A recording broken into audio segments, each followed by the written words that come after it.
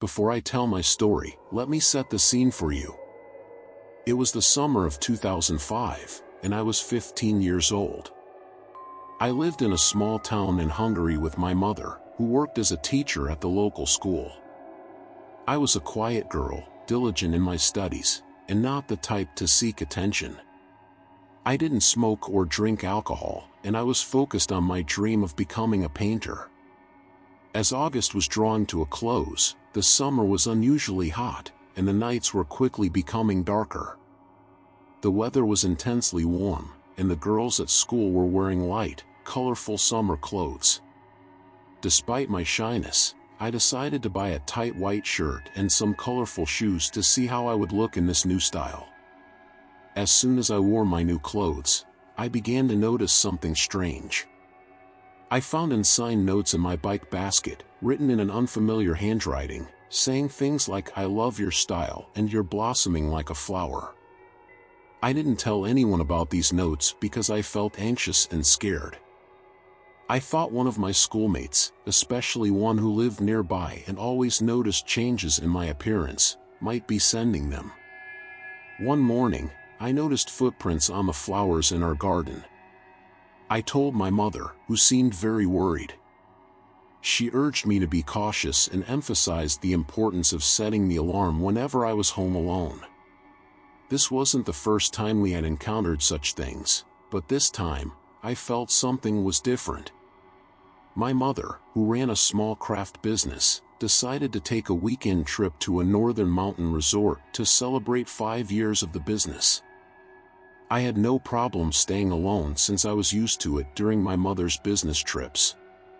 We had kind neighbors living a few houses away, and they always checked on me if I was alone for a few days. But one day, while returning home late after visiting a friend and watching a movie, I felt something was off. I entered through the front door and felt a cold draft pass through the house. I noticed that the windows weren't fully closed and that the alarm was off.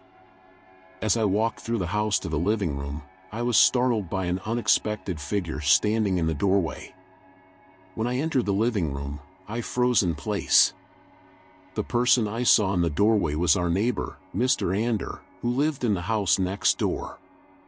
He looked stern, yet he was trying to appear friendly. In a low voice, he said, "Hello, are you okay?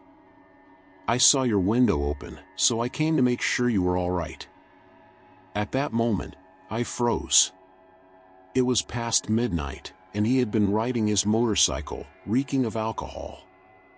He wasn't acting like he usually did, and his excuse seemed weak. Even though I tried to stay calm, I felt a deep inner trembling, as if something wasn't right. This wasn't the man I had known for years. There was something in his eyes that seemed like he was wearing a mask or hiding something dark behind them. I tried to act naturally. "I'm fine, thank you.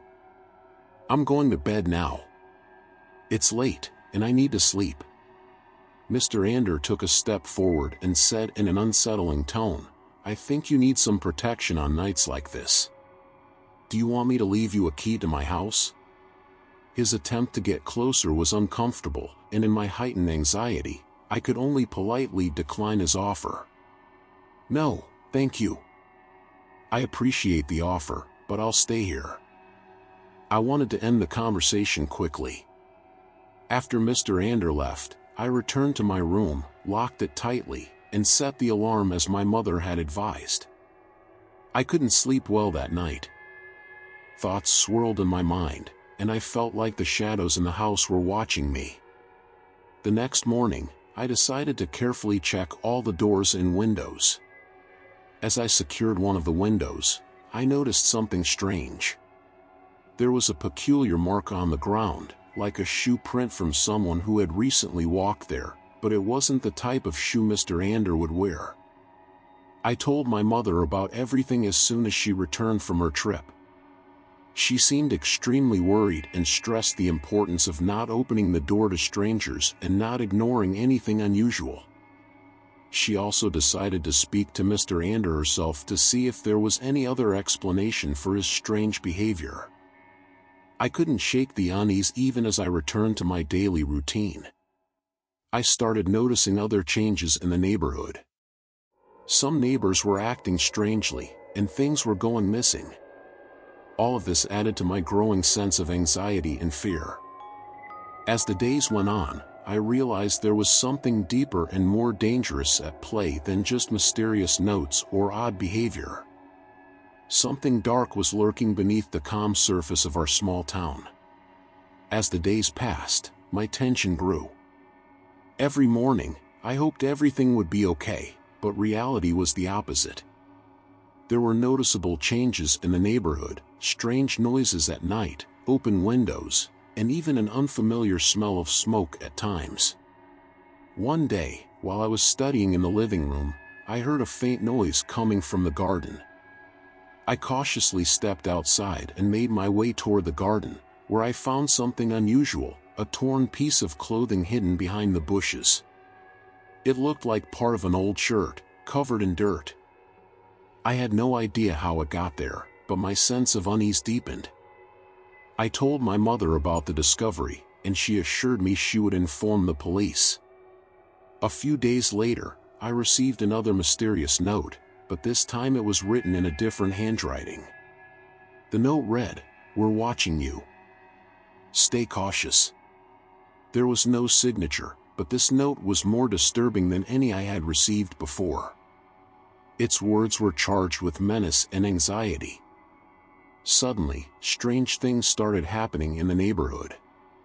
Things were disappearing from nearby houses, and eerie sounds came from abandoned homes. My neighbors began to appear nervous, and some even moved out without explanation. It felt like the entire neighborhood was slipping into a state of chaos and insecurity.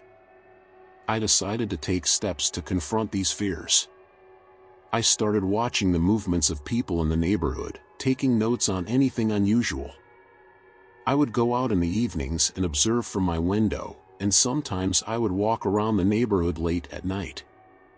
One night, during one of my surveillance rounds, I saw Mr. Ander leaving his house and heading toward one of the abandoned homes on the street. It was nearly 2 a.m., and he looked stern and uneasy. I decided to follow him quietly, blending into the surrounding darkness. Mr. Ander arrived at the abandoned house, where I saw him enter through an open window. I waited a bit, then cautiously approached the house. There was a faint light coming from inside, and I could hear low voices. I tried peeking through a small window and saw a group of people inside, sitting around a table and speaking in hushed tones. A chill ran down my spine. Were these people behind everything happening in the neighborhood? What were they doing in that abandoned house? There was a strong feeling that something bigger than I had imagined was going on. I decided to return home and tell my mother about it, and I emphasized that something strange and troubling was happening and that I needed immediate help. The truth started to come out gradually, and things were unfolding slowly but in a disturbing way. I felt like I was on the brink of discovering something significant, and the events happening in my life weren't just coincidences but part of a bigger puzzle that needed solving. The days were passing quickly, and with them, the events were speeding up. I couldn't sleep well, and the pressure on me was growing with each passing day. After hearing about Mr. Ander's strange behavior and other things that had happened in the neighborhood, my mother decided to contact the police. It might have seemed a bit late, but action was needed quickly. One day, an officer came to our house to discuss the situation. His name was Officer Kovacs, and he was an expert in security cases. After I told him everything that had happened, he listened attentively and paid close attention to every detail. The officer noticed a certain pattern in the events, the notes, Mr. Ander's strange behavior, and the missing items in the neighborhood. It all seemed to form part of a well-thought-out plan. Officer Kovacs decided to patrol the neighborhood and keep an eye on the situation. But that night, something unexpected happened. After the officer left, Mr. Ander returned to his house quickly after a long absence. He was carrying a large bag, and his eyes darted around nervously. I seized the opportunity and quietly slipped into his house, where I had noticed he left a window unlocked. I entered the house and started searching everywhere. I was looking for any evidence that could link Mr. Ander to the recent events. After a while, I stumbled upon a shocking discovery, a bag filled with documents, photos, and surveillance equipment. The photos showed the neighborhood homes and the people living in them, including pictures of me and my family. At that moment, I felt a strong wave of fear, knowing I needed immediate help. I called Officer Kovacs and told him what I had found. The officer arrived quickly at Mr. Ander's house and conducted a thorough search. What he discovered was more than just spying. There was evidence of a criminal network trying to extort the residents and make them feel unsafe to facilitate their illegal activities. As it was later revealed, Mr. Ander was part of this network. He used the abandoned house as a base for his schemes and pretended to be a friendly neighbor. The criminal network,